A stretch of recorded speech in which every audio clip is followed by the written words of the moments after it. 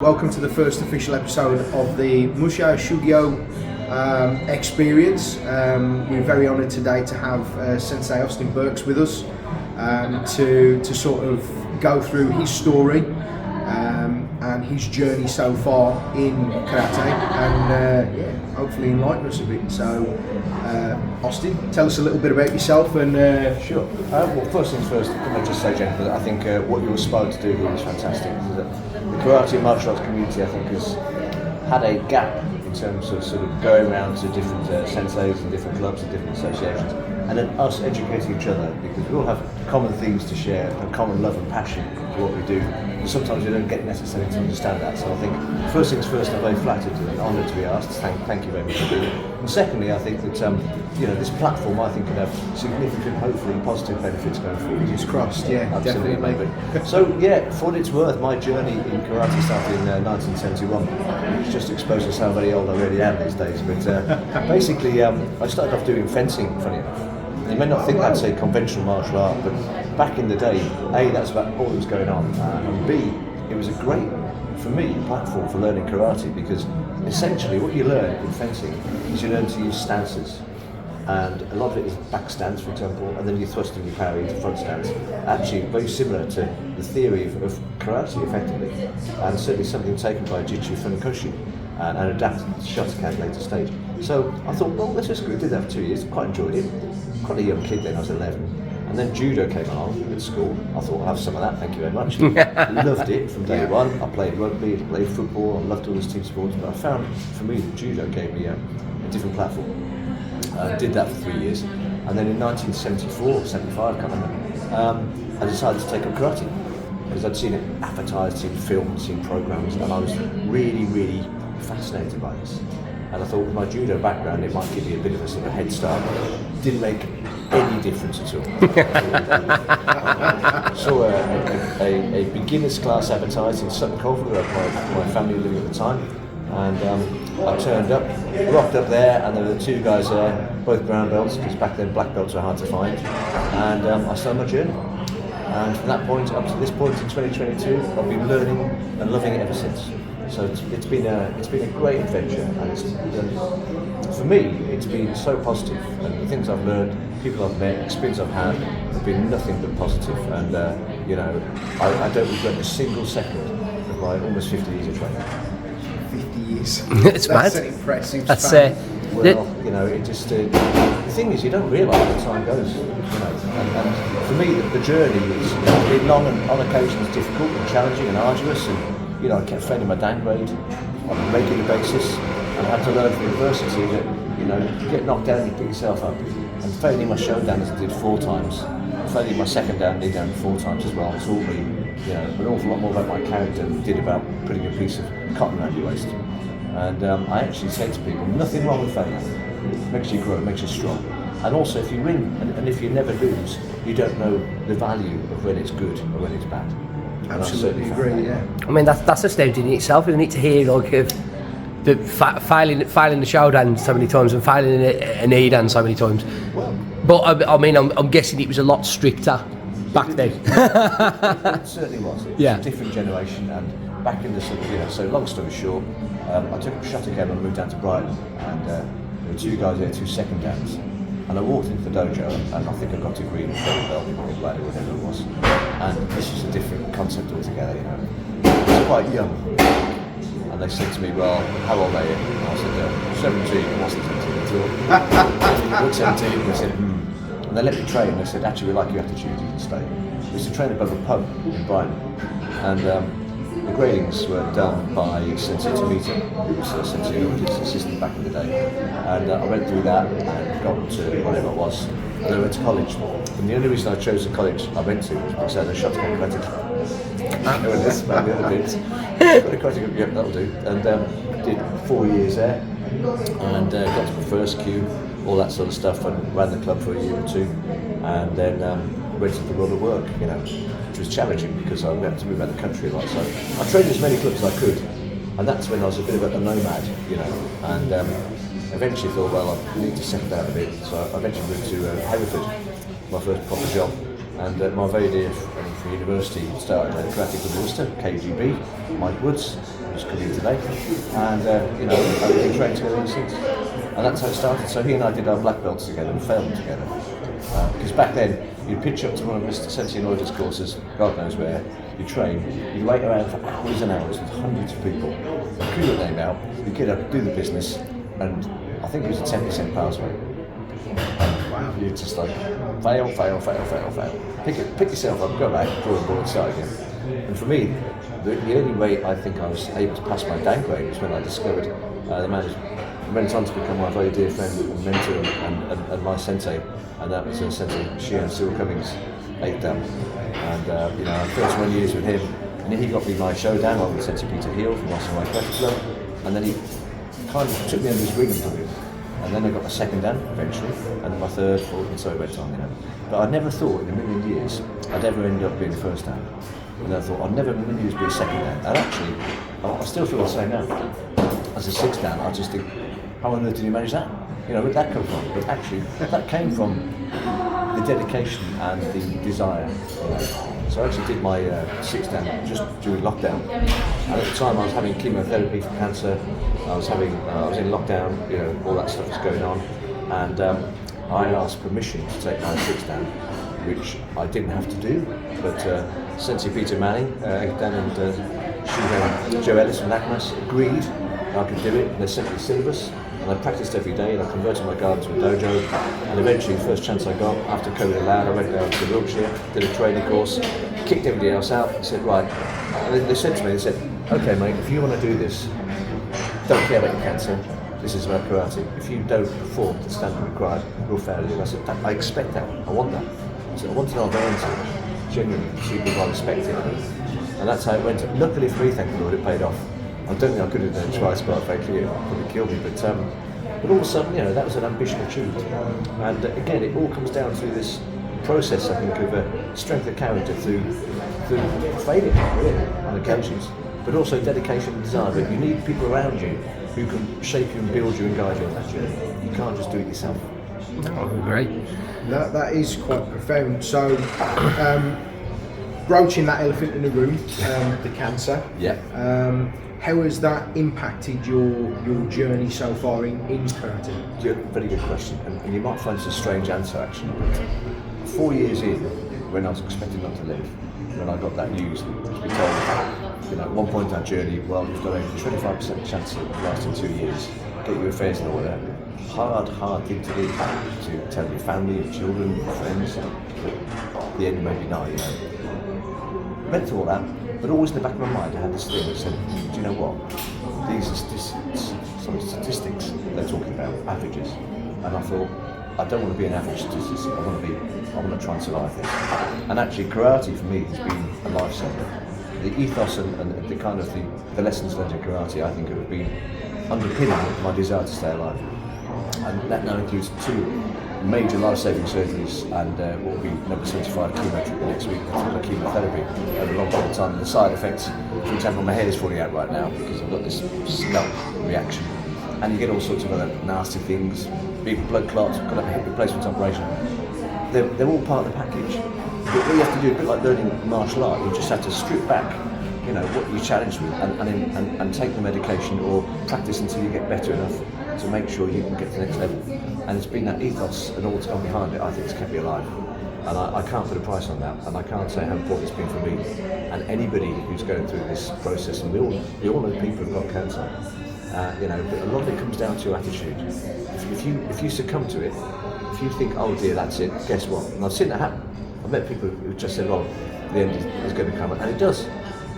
It's a horrible, uncompromising, evil disease, but the NHS may be brilliant, and every step in the snakes and ladders game, you just have to keep positive and keep going. Yeah. And for me, going to the dojo every week, I can't kick or punch as I used to and do things I could because of my age and the illness. I still put the same effort in, I always have, and that's never going to change. And that's my same attitude towards cancer. So it's certainly not the end. And actually, if you take the right approach to it, you can actually make it a positive in your life. It makes you realise what's important, honestly.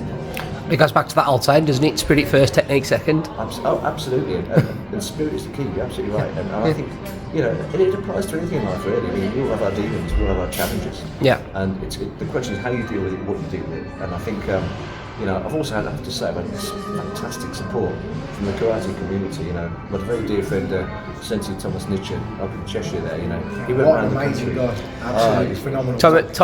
Thomas is a good. Thomas went actually came all the way down from Crewe and supported me on my opening of my dojo. He did. That's the kind of guy. I'm saying here. He just messaged me out the blue. I'd seen him on courses. I'd never actually spoken to him before, but he just messaged me out the blue and literally, he's like, "Oh, can I come down?" I was like, "Of course you can." That's the amazing thing about like the karate community. Yeah. You know, you've got people like that are willing to just jump in and help. Oh, Yeah. Tom's been, you know, absolutely, I think, inspirational there. You know, he took it on board. There was a lady who was the dojo that dragging her past from cancer, and he also, you know, himself said, right, we need to raise money, you know. And his selflessness is extraordinary, and he's a really good karate man. Yeah, You it's know, fantastic. He's not just karate, he's a phenomenal martial artist. he is, He yeah. has such a head for combative application. It's unreal. It does. And, yeah. So, you know, people like Tom and yourselves and others out there, you know, being supporting the cause for cancer, many of the good worthy charities. At the end of the day, you know, it's what I call a well of goodness that I've had to draw upon at different times. Because you do get bad days. You know, you do have those times in the early hours of the morning you can't sleep, insomnia, it's part of the whole kind of game. And you think, oh, you know, you don't get down the path of poor old me. Because once you start that sort of nonsense, basically, you're on the rocky road to ruin, in my opinion. Yeah. So when you get those black feet and those dumb, you have to say, do you know what? I'll just remember what Thomas did, or you guys have done, or Les and Steve have done. The list is endless, you know. And you can pick on that and say, right, these are good, positive things to pull you back up again. Then all of a sudden, you're back on an even keel. And it's brilliant, absolutely brilliant. So I wouldn't recommend it, you know, it's a hobby. Some things to do. But if you do find yourself in that situation, then don't give up. Don't give up. There's things you can make. There's things you can do. Fantastic. In fact, I think what the NHS should do is put people, you know, onto martial arts free courses when they get diagnosed and give them a bit of an uplift, really. Hey, that'd be, you know what? It would be a bad idea, Yeah, actually. you know what? A lot of things I can say is it does help a lot with different scenarios and all sorts of ailments, whether it be depression or anything. Mental It's health. good. It is a great way, and that is something realistically. I'm sure a lot of people on here would be, you know, in agreement with. So maybe it's something we could highlight. Well, maybe. very, very good. I think you're absolutely right. I think things like mental health, especially, you know, and young kids with obesity and those kind of things. You know, this world's different. My generation was going out and kicking football around, you know, and all that sort of stuff. Now it's this all day, and it's a sad thing to see that they're not getting the benefit of all that goodness that we know exists out there for them. Well, I have massive difficulty just with posture. You would not believe how poor kids' posture is these days. It is unreal. Stop slouching, Yeah, you know. yeah. You can't. I spend all day like this on a Well, that's the phone. thing, you know, and gosh, I mean, imagine 15 years' time they don't do anything about that. Yeah. You know, they're going to be teenagers or young people in their 20s. So, you know, but anyway, the other thing which I think is quite important actually is dare I say the word discipline. You know, I don't know about yourselves, but, you know, I think young people especially could benefit from that. You know, that whole regime of being told what to do, and if you don't conform, then, you know, you do some press-ups or you whatever you do. There doesn't seem to be any sort of process for people to, you know, understand the difference. Just a question for you. Do you think over the years, obviously you've probably noticed yourself that it's sort of diluted down from that in a lot of dojos? You struggle for that discipline. I mean, and especially dojos that run kids classes.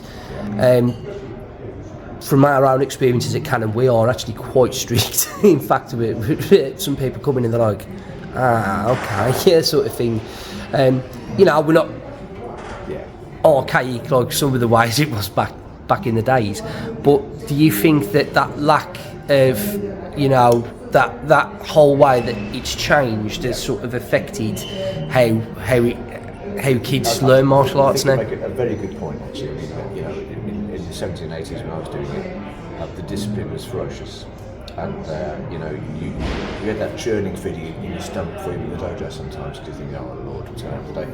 Now, you could argue that maybe too zealous back in the day, but it was what it was. I mean, these guys had come from Japan and they taught the Japanese way, and that's how they did things, and that got passed on. It's a very conformist society, isn't it? Completely right, yeah. But I think now, you know, I mean, I've been to a few dojos, and some of them are like a crash, quite frankly. You know, you may as well get childminding in. Yep. And I get it. You know, of course, I'm children myself. You understand the fact it's going to be a fun time and play, especially with the younger ones. I get that. But actually, you know, at what point does the discipline kick in? You know, there's a very dear friend of mine, Sensei Susan Hession, and she runs a couple of former clubs with Seahan Cummings around, and her discipline is firm but fair, and she has a huge amount of kids coming training with her because the parents say, I like what you do because they'll listen to you, and you know, when they come home they start to listen to me. So you're thinking, this cannot be a bad thing. You know? Absolutely. And I think the point you make is a very good one, actually. And I think it all depends on the motive of the people teaching. If you just want to fill a dojo full of kids when you're out playing tag, great. But don't necessarily call it a martial arts club. Call it for what it is.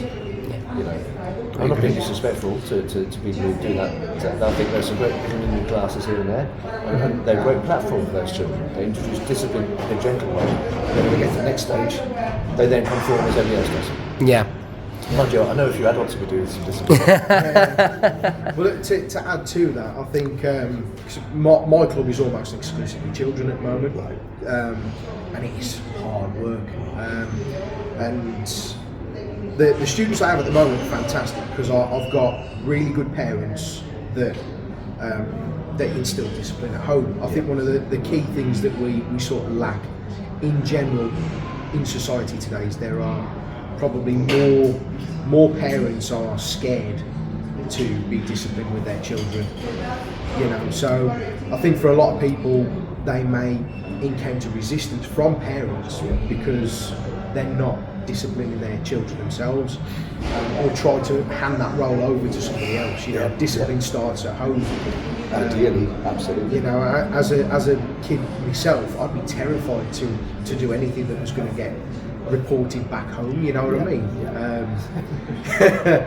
So you know, I think a little bit of that has been lost. But having that platform for a disciplined environment and a firm but fair attitude is ideally what I want. Absolutely right. And you know, I don't know why the reasons in society have sort of changed as they have.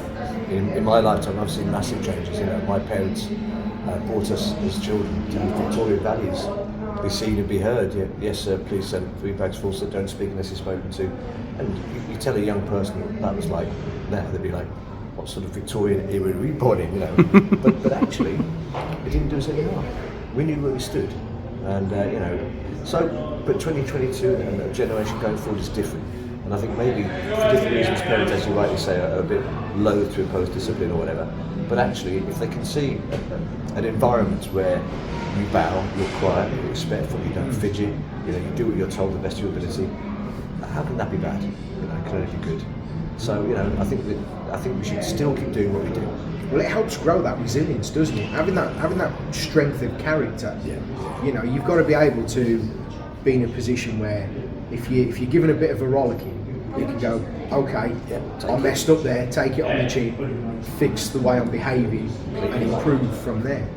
So yeah, absolutely. It was quite funny because Sensei Cummings was a remarkable character, and you know, his discipline in the dojo was strict, and you know, you knew full well you wouldn't mess about. Yeah. And my job as senpai was to instill that discipline.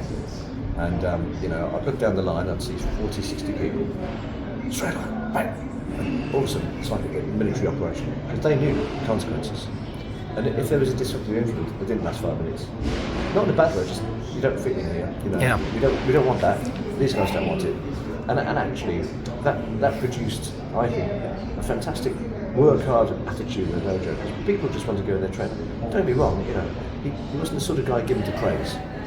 If he occasionally said to you that was good, you felt like it was the FA Cup, you know, because it was just such a rare thing. Often he'd say that was rubbish, you know, or what do you call that? And I didn't mind that at all. And for me, as his senpai, I probably got more of that than anybody else did. I didn't mind it. You know, you had to show you could take it.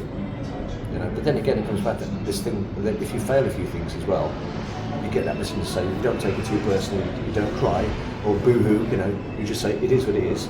He's telling that for a reason. Work on it and improve it, and you know, that can't be a bad thing. Well, it's interesting to hear because it's what the way that you describe your experiences with your instructor, fairly similar to mine. And the one thing that my instructor constantly says when we're talking to the students and correcting them, is Shotokan is very unforgiving. It's a very, very unforgiving martial art in the terms of how it has to be executed and things like that. And that to me sounds like it rings true. Sort of similar scenario with your sort of experiences with training. Also the similarities between ourselves. Myself, I'm a senpai at Canon, and it's a similar thing as well, where I'm the one that's instilling the discipline. The instructor just rarely has to shout. Which is exactly what it should be, and you're doing your job very well in that case. That's how it is. But I'm sure you don't have to do it very often. No, it's. The Canon's got a fantastic group actually. Yeah, you should come pop across and come and visit. And I'd love to do that. It's funny because one of the other things I've been lucky enough to do is I've traveled around quite a few different countries in my career, and trained in quite a few different European countries especially. When I was 21, I got a job teaching karate on these camps in America, which was quite interesting. And you're teaching karate for 5 hours every day to these very rich young American kids who were cooped in this camp in the middle of nowhere. In my case, it's the Adirondack Mountains in New York State. And when you're doing karate for that long, with a bunch of kids who don't want to be there, it really does test your patience. 2 months. Excuse me, 2 months I did that. And it was quite fascinating, because at the end of it, they decided to have it in the impromptu competition. We had quite a few European karate guys there. And they said, there's a karate association close by, so they had an international competition. And so we bust us up in this huge, big sports centre. There must have been about 1,000 people there, And we walked in and we all give it the old USA. It was a bit like Cobra Guy. And we absolutely battered him. We did karate for so long, short, sharp, intense. But yeah, it's a great experience. But what I've learned is whichever country you go to, if you can't speak the language, the friendliness and the kind of the same ethos applies. People go in there to train and to be diligent and to enjoy it and to get the best out of it. I trained abroad in Poland, so I did business in Poland, and karate out there is very, very strong, and the standard is very, very high. Thomas is good. I was going to say. It's for me, it's been a joy and a blessing really to have that opportunity to go and sort of have these experiences. And I think what I've always said to people is I'm a firm advocate that don't localise yourself. Do exactly what you guys are saying, which is go out there and learn from other people and discover what you can take from them and they can show you. And sometimes it'll work, sometimes it won't. But the more you sort of broaden your educational horizons, it can only be a good thing. Absolutely. Yeah, definitely. So tell us a bit about Shihan Cummins and your adventures or misadventures within it. How much time have we got left? It's fine. Don't worry about the runtime of this. It's all good stuff. Well, my first experience was I rang him up. I mean, I knew of him, of course, from my various exploits in karate, and I knew he was ferocious. That was his reputation.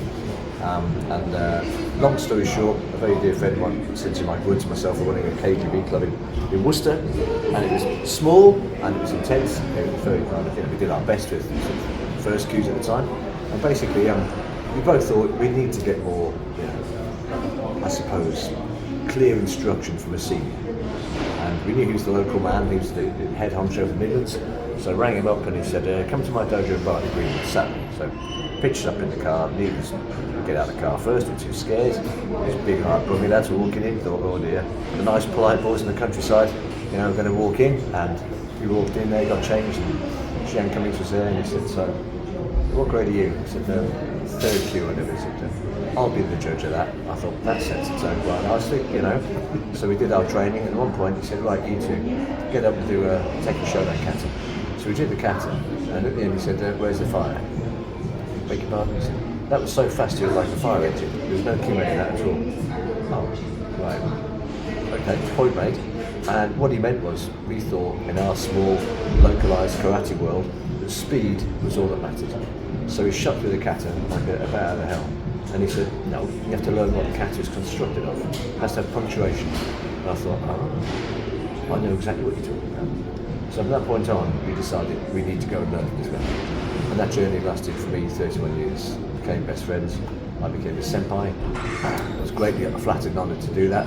And he and I, we had some great adventures going to different dojos around the country and doing courses. Because I was a senpai, he called me out for demonstrations and absolutely kicked 7 bells out of me, quite frankly. Captured on various videos over the course of the years on the old website. But he used to say to me, when I first met you, he said, you're a nice young man and very polite and well-spoken, but I wasn't sure if you could take a kick in or not. Well, he certainly put that right, let me tell you that. And he did, he took me to understand what it's like to get hit. And most people are shy of getting hit. No one wants to get hit. No, that's absolutely right. You do have to learn. It's a martial art. It's a performance. At the end of the day, designed to save your life. And it toughened me up. I have nothing but looking back. And I think maybe that physical resilience displayed a part of my mental resilience to combat cancer so far. And I think, the things we did, the place we went to, the course we went on, the Sensei, Crystal Palace, and all those great things we did were memorable, and I loved every second of it. And we went off on holiday together to Dublin, where he's from, and spent 5 days. And I saw him and his whole life in a different context. And he's a great man, and I miss him, but I don't, I learned so much from him. And so did the guys in Enso, other clubs all over the place, and people all over Europe. And really, an extraordinary man, a really extraordinary, and a good man at heart, who used his toughness as an exterior. Once you recognise what he's trying to do, you learn from it. So if you're doing senior black belt gradings, for example, it builds you up and builds you up and builds you up and train you, and then all of a sudden you flip the switch and say, this isn't any good. You're not going to pass. And he'd knock you down again. He did it to see if you had the mental resilience to pick yourself up and carry on. And it was quite tough. You'd be like, you can feel the lip curving going, ooh, I've worked so hard for this. And all of a sudden you're saying, I'm no good. What he's trying to say was, look, life's not fair. And things will happen. You've got to get on with it, get over it. And actually, I understand what he's doing now. And I don't regret anything at all. So, great man, great sense of humour as well. Actually. You inherited his hoodie, didn't you? I did. In fact, I'm going to wear it today. One of my finest hours of my entire life was just minding my own business, teaching in House Home on Tuesday night. When my very dear friend Dorian Cummings, who's also a black belt, she was married to Silver for a number of years. I was actually at Nashville's wedding, and she walked in at the end of training, and she just walked up and said, "I've got a present for you." And she gave me his belt, which. I'll be honest with you boys, a little bit of the old teary eye there for that one. Yeah. Hit me hard, and I thought it was just the most wonderful, kind gesture. It never in a million years occurred to me I was ever going to be given that gift. And when I did my downgrade on my 6th dan, I put it on, and I remember saying to myself, "You're going to do this belt justice." And the man who wore it, and I always felt his presence. And I can say that the voice, Austin. Irish accent, bad impression, but it gave me great comfort. It's one of my most prized possessions. Amazing. Okay, well, I think we're probably ready to wrap things up. Yep. So, if you've got anything else to say, if you've got one nugget of wisdom to share with the whole karate world, one thing that everybody needs to know, Sure. what would that be? That's a great question. I mean, I think I'm going to back to my sort of basic core ethos here, and I think it's quite simple, really. I would say this, no matter what life throws at you, good or bad, and we always get a bit of bad in life, and that can be medical, financial, emotional, relationship. We all get it, so all the journey. But the one thing you've got in your armoury, if you persist and if you show dedication, is your martial art.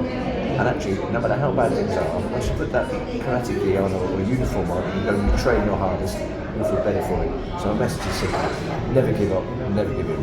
No matter how bad it gets, you just pick yourself back up and you make yourself continue. Because if you stop, it's not a good place, and you will succumb to whatever is challenging you. If you don't stop, if you persevere, if you keep training, keep trying, you're never ready. Thank you very much, Austin. Cheers, mate.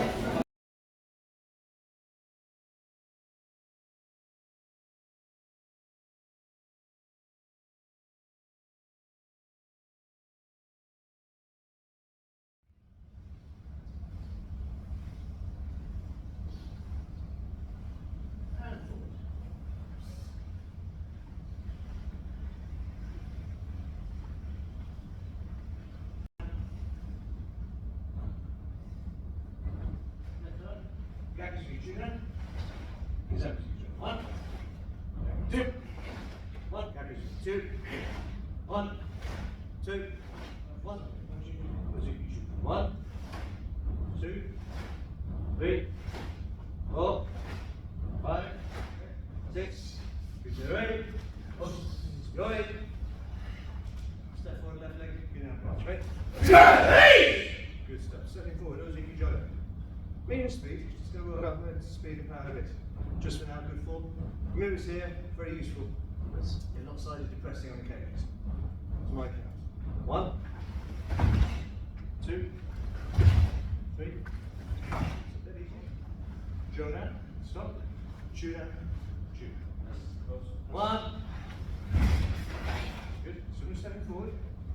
Kime. Split second, stop, then the same point. 2. That's lovely. And again. 3. Well, stop. 1. Down. 2. Go down. 3. Stop. 1. Down. 2. Go down. 3. Stop. 1. Down. 2. Go down. 3. One more. 1.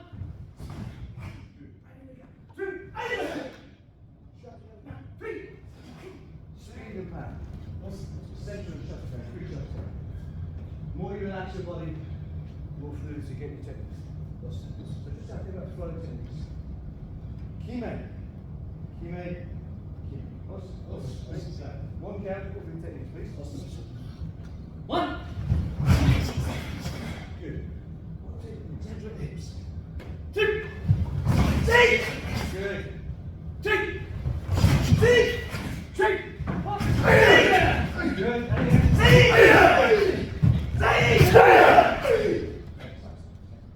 1, 2, 3, 4, 5, 1. 2. 3. 2.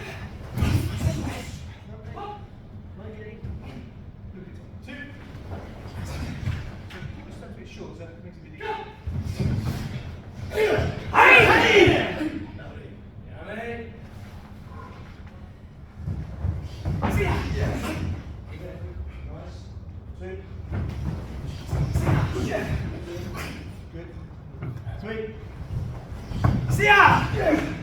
Excellent. 4. Hang on, mate. I'm just going to turn my back on you for a second. That's okay. Anybody get on with it? Ain't going to work, is it? So you've really got to generate the speed in return to make that danger factor. But you make contact with this kick, as I know I've been hitting this before, I know I've hit people with it before. I'll tell you now, it's extremely painful. So if you make it work effectively, it's a winner. But it takes a lot of effort to get it to work effectively. A lot of kicks. Okay? Right. Try to get in.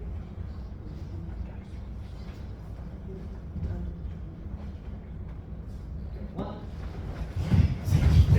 Same combination. Come and get in. You're rocking it. 2. Yeah. Nice. Wash Jerry. You're rocking it. Again. 3. Yeah. Very good. Shoot again. You're rocking it. 4. Yeah. Nice. Is that okay? So treat that combination like a gasoline and a burn. And you just break it down to those chunks. So you don't go hell for leather, try and complete it as quickly as you can. That's the worst thing you can do in any combination. Okay? And yes, I've learned over the years of being upgrading panels and on my own. And what you look for is you look for people to understand what they're doing. So a combination like that, you're reading a whole book, or a chapter at a time. And people have this idea in their head, which isn't, in my opinion, correctly. You've got to get it done quickly. That's the point. Speed is important at the point it's needed. But it's not about speed at point A to point B. What you're trying to do is what that man is doing over there. It's getting key making. So to do this combination well takes a bit of time. Shut up! Yeah, shut up! Once you get these to the count. So look first. Yeah. 1. Step it forward, push it, 2. Behind block, get down by 3. Okay, yeah, straight, 4. Step forward, push. 5. To left, block. Get down. You keep. 1, 2, 3, yeah. 10! Behind 1. Boys. 2. 9, 3. 12. To left, get down. 1. Boys. 1. 2. 3. Yeah. Shoot through. 1. Look and move. 2. Behind. 3. 4. Ready. Ready. Ready. Just follow along the steps. Okay. So, first one, so here, moving forward. Yeah. 1. 2. Sit up. 3. Turn. 4. 5. So, underneath, scooping the hip. Right away. 1. 2. 8. 3. 4. Here. Punch and twist. 1. Good. Side. Shoot. 1. 2. 3. 4. 5. 10! 6. 7.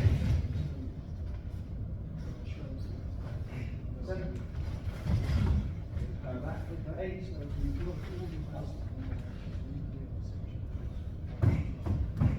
9. 10. 11. 12. 14. Keep your hand round 8. 1. So blocking right hand down, get down right. 2. And then we'll go over right. 3, 4. Back on the hip. 5. Row. 6. Back. 7. Left. Forward. Deflect knee up. 8. 9. 10. Round. High. 1. Good. Other hand. 2. Look. Shoot. 3. Look. Back. Preparation. 4. So near back foot forward. 5. Slowly back. Jermaine. Ready? Okay. Think about the capital. Yo. Your own side. Straight.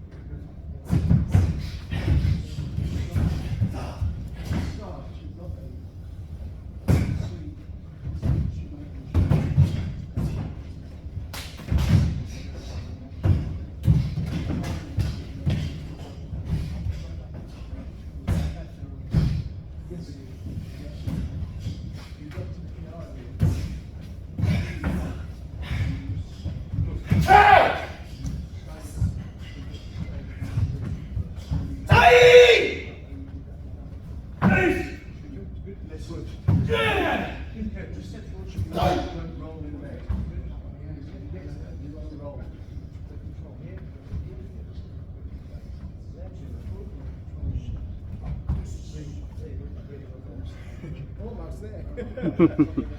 Right. You're on time to Joyce. As you make.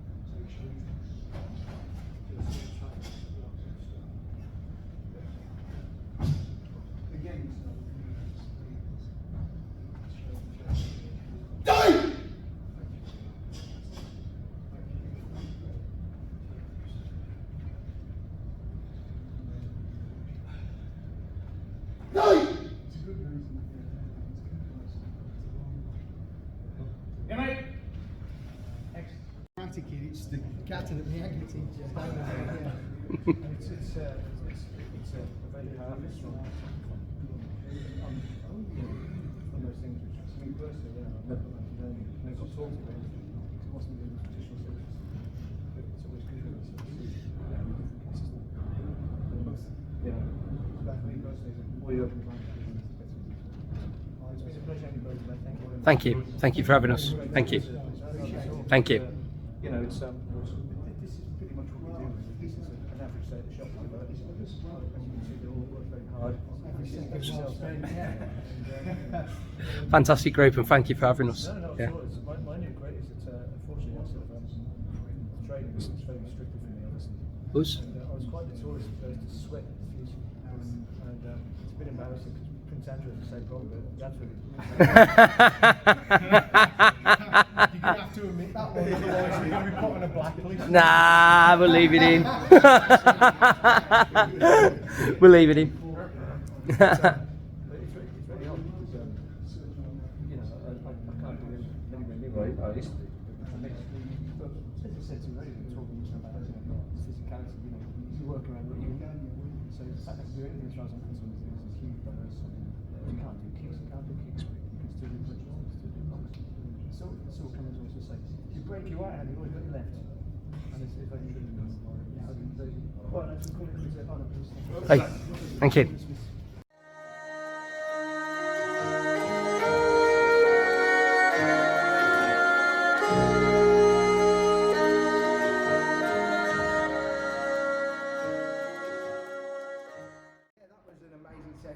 I've sweat my badges off. Yeah, same. We sit between jumping in and out for filming. The first thing I found was how inspiring a person he is. He's really Absolutely. It's it goes beyond positivity. He's not just a positive guy. He's a realistic guy, and I think he uses the logic that he's got to, you know, get over any kind of hurdles. Yeah. You know, not to mention he's sensible when he trains as well. You know, he sort of overdid it a tiny bit in the section. He was like, you know, actually, that's enough for that point. You know, but his effort was there. But his effort was there. He was going for it. Yeah. And looking sharp in the process. Yeah. I mean, I think what I liked about that club is, I mean, he said combined age of like 62 years or something like that. The average age, the average age of his participants is around 60, because there's a lot of older guys, you know, from the glory days of Shotokan, and you know, some younger people to balance it out. But, all very experienced and fantastic karate. Yeah, I mean, to put it in perspective for everyone here, I mean, we heard so many stories from Austin. We'd actually forgot to start, well, we didn't even start filming, we were just having a general we just had a chat, But didn't we? we Yeah. just had a chat, and to be quite honest with you, I mean, I think if we'd have had that, we'd have had like about a 3-4 hour feature long episode. And, you know, this one's going to be a long one, I think, and I ain't got a problem with that because this is what it's all about, telling stories.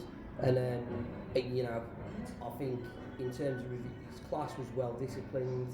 As you would expect, yeah. You know, everyone was friendly, and as I say, the respect and the stories that they all had. I mean, just to touch on things as well. You know, we weren't just hearing the stories of just Austin. We were hearing stories. We just finished a conversation with from the other students as well, yeah. So we're hearing, and what I found was fascinating is the same names was coming up. So you know, every Friday night, like links like Tanita, Takamizawa. yeah, and then you know, Kaito, obviously from our side, and Anoida, yeah, that's you know, and it's all sort of painting a picture. So it's going to be quite interesting to see how many other people out there are going to have the same links as us, and hopefully we'll get to a point of, you know, we'll find out like here the two blacks was in the pub with the yellow belts on. That's it, yeah. I thought, no, we don't know what we're doing. We need to get to a Japanese someone place. else, yeah. Yeah. We're going to end up with this. It'll be like a web of people, you know, Yeah, but like a family connected trip. together, and it's quite cool because I think we're going to end up finding that there's going to be so many common links between people. Yeah. But just maybe, you know, so many years apart, you're going to have these sort of Yeah. layers of people who are all linked together, and that's the cool thing with karate. But you know what? It'd be classic. I think I'm waiting for the one of like, when somebody says, like, "Oh, remember this guy, this old school sensei, like, whacks his legs out from underneath him," and then we'll probably turn up and be like, "Oh yeah, that was me," or something like that. That'd be quite funny. But yeah, I mean, in terms of like inspiration, it's absolutely fantastic. You know, you've got Austin to sign a guitar. Yes. I've got a book, and just to keep you all out there, because some of you guys who are watching this are going to be on here. We've got a guitar that we'd like you to sign, and we've got a book that we'd like you to just put in some inspiring words in there, just your thoughts, anything. It's just for us to reflect back on this because this is ultimately what it is. It's a journey, isn't it? It's a journey. We want to learn from this as well as you know, promote you guys. So. Yeah, it's looking good. Hopefully you will have enjoyed this first episode. Any and all feedback is appreciated. And you know, we can only improve on what we've got to offer from here.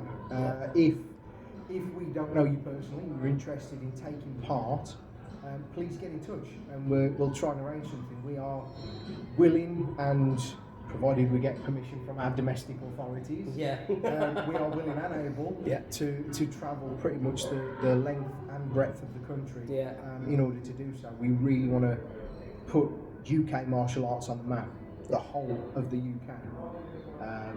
With your help, we can be more than successful in doing that. Yeah. And another thing as well, it's like we have a lot of Shotokan practitioners here. So if you're a different style of karate, definitely hit us up. Another one I'd be interested in as well, and I don't know if you'd agree.